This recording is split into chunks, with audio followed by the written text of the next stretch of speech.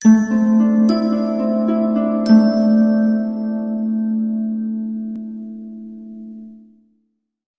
दोस्तों, स्वागत है आपका अपने चैनल टेक्निकल जुगाड़ में।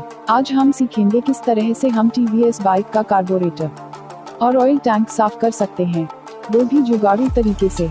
चलिए सीखते हैं।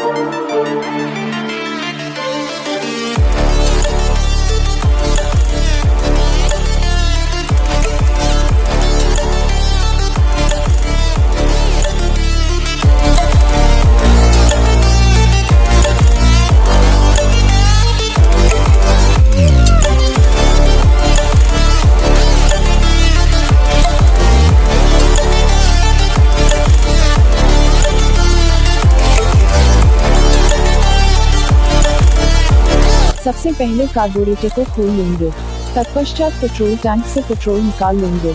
फिर उसके बाद टैंक खोल लेंगे। फिर उस टैंक को पानी की मदद से धोएंगे। पानी से धोने के बाद उसे धूप में सुखाएंगे। पुनः सारे पार्ट को फिर से उसी जगह पर फिट कर देंगे।